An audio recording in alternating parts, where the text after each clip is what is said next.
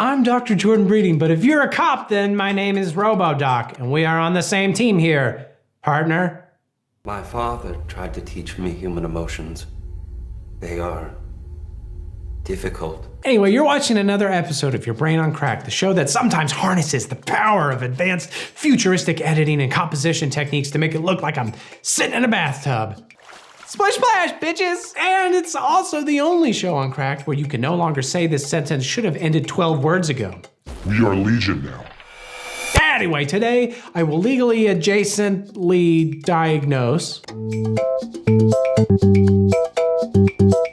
from the beaming technology in Star Trek, to the free food dispensers in Star Trek, to the interactive sex rooms in Star Trek, sci-fi gadgets make the future seem impossibly great, except also sometimes they don't. It's gonna replace CDs soon. Here are some crazy futuristic science fiction creations that are somehow shittier than what we use now. I'm gonna use Star Wars here because it's the most famous and beloved example, but every self-respecting sci-fi franchise has laser guns. They're objectively the coolest guns ever, and in every futuristic universe where they've been invented, they've also completely replaced regular guns. We've never seen a stormtrooper wildly spraying with an AK-47. After all, why would you bother with bullets if you have freaking lasers? Well, you have to understand something about the guns armies use right now. They're not designed to put a neat hole in the enemy. They're designed to create ragged, horrific wounds that just gush blood.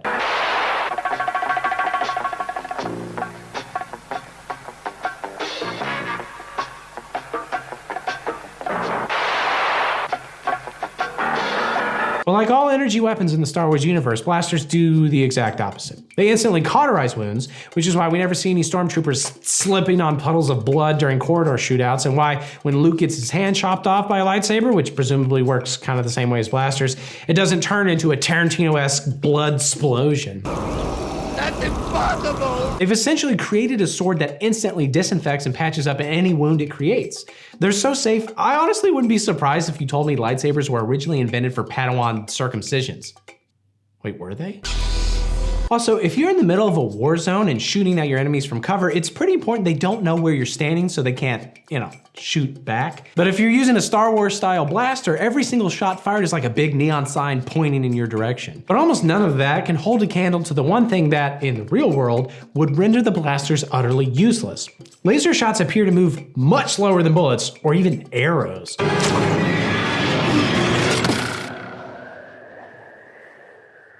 Characters easily dodge them or deflect the beams with lightsabers. I don't care if you have Jedi reflexes. If you tried that with a bullet, you'd soon find yourself without a liver. Also, we've seen non-Jedis dodge laser blasts too, once while sitting just 3 feet away from the guy doing the shooting.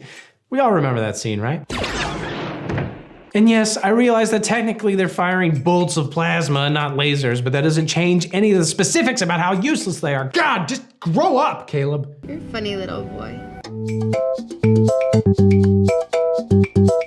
In the futuristic world of iRobot, Chicago is bursting with crazy new technology. Humanity has progressed exponentially and seemingly for the better. I mean, robots are the servants we always wish we had, cars drive themselves, and Chuck Taylors are pretty much wiped out of existence. What is that on your feet?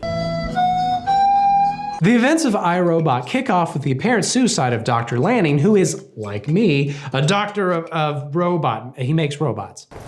Hello, doctor. Before he checked himself out of window, he set up a hologram of himself that would automatically call the skeptical Will Smith upon Lanning's death. It's designed to simulate Lanning's personality, and it answers questions naturally based on a limited number of responses. Is there something you want to say to me? Ass hot spankable spoon. What does that even mean? The thing is, though, thanks to the limited number of responses, the stupid hologram never tells Will Smith anything of practical use.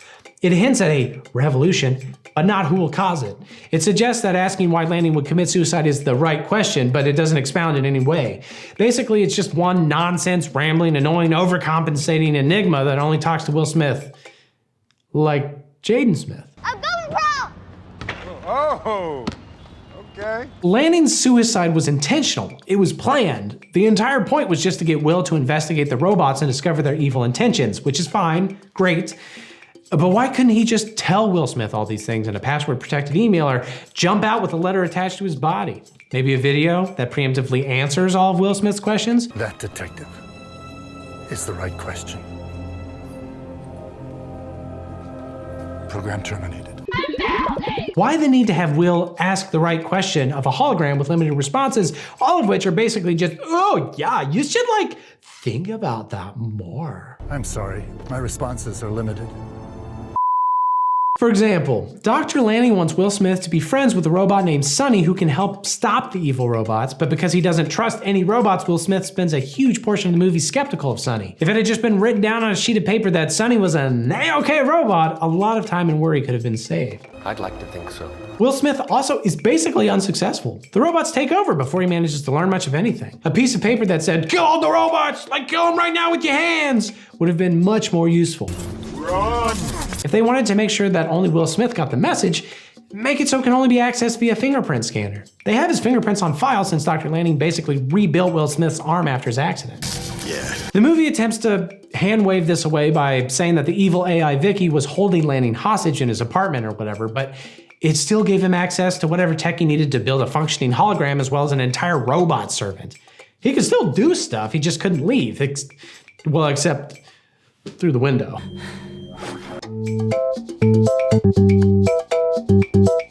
The future of Minority Report is loaded with all sorts of advanced, awesome technology, from police batons that make you instantly vomit to police spiders that can break into your house without a warrant and scan your retinas to confirm your identity. When I say it out loud, it sounds like a bunch of fascist police state tech, but ooh, police jetpacks! With all this future tech, why in the world would the police need to engrave the name of would-be killers and victims on a magic wooden ball rolled down a tube chute? How is that more effective than just displaying it on a screen or even writing it down on a piece of paper?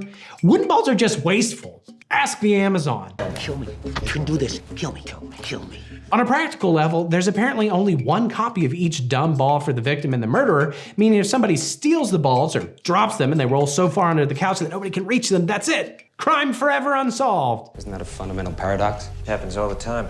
Surely they could use some sort of talk-to-text function or text recognition software or something to get those names into a computer database. I mean, Tom Cruise is able to buy himself a major head start by just sneaking the ball into his pocket.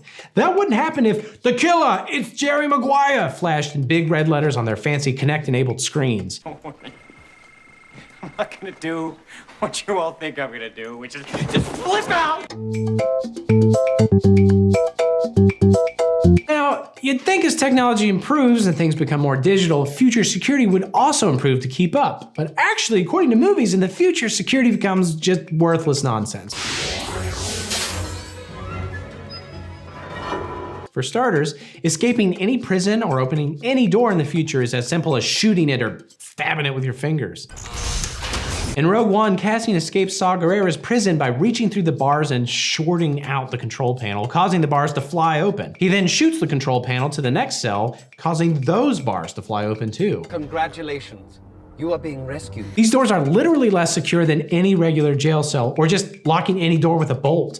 Also, if the control panel malfunctions in any way, the immediate default setting is for the bars to fly open. Why does this exist? That is a bad idea. But okay, maybe the doors are worse for some reason, but certainly electronic security is more sophisticated, right? It's moving too fast.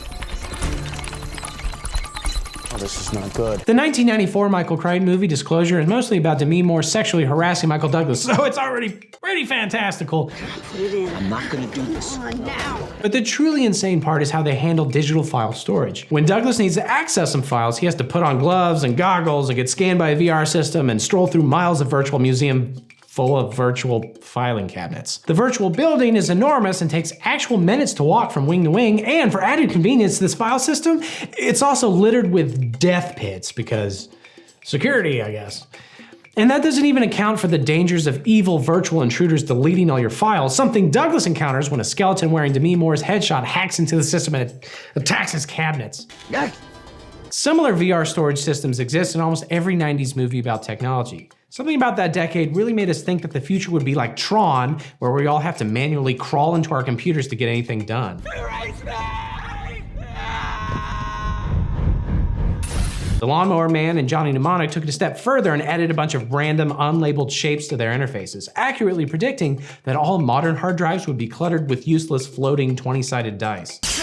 Security isn't effective if the computer is just as likely to kill you as allow you access to your private dick pics. Just do a fingerprint scan and a basic graphical user interface. That's plenty of security and much more functional. I need a computer. The phones in the Total Recall reboot you hopefully weren't forced to watch are supposed to be this badass spy tech that only secret agents use. You make calls just by putting your hand to your face, and you put your hand on any glass surface to access the video feature. Pretty rad, right? Well, for starters, why would you ever want to have a video feature that requires you be around glass or like have a shard of glass in your pocket? Even if you do find some glass, anybody around you can apparently both see and hear what you're doing. Forget private conversations. The sound is projecting out loud for all to hear. Take me off display. Video call sex is now only a thing for public exhibitionists. Lori, what the fuck? Also, practically, where is the camera? Is it embedded in the back of his hand? Does the guy on the other side also have his hand pressed up against a bar window somewhere? Even just normal phone operation is worse. We currently live in a world that is doing absolutely everything it can to go hands-free, from our TVs to our cars to our sexual experiences. It's so kinky. Bluetooth headsets worn by our modern day douchebags can keep your phone hands perpetually free, which would probably be valuable for a person whose whole job is shooting people with the things in their hands. The worst part is how you'll never again be allowed to ignore a call. The "I didn't have the phone on me" excuse doesn't work when your phone is physically grafted into your hand. Maybe you could claim that reception is bad whenever you cut your fingernails. I don't know. Basically, everything about hand phones is both impractical and an actual step backwards, especially compared to just a normal ass iPhone. No, not an ass phone. That's in Total Recall too. Excuse me. I'd like to ask you a few questions. God, Mom, I'm on the internet. You can't just... All right, so discussed everybody's favorite Total Recall, reminded you that iRobot exists, and yeah, settled the debate of Han shooting second. Looks like I covered pretty much every prestige sci-fi series. Yeah, be sure to see Kathy on your way out for a futuristic Kleenex that automatically posts a photo of you using it to the social media. The future is here!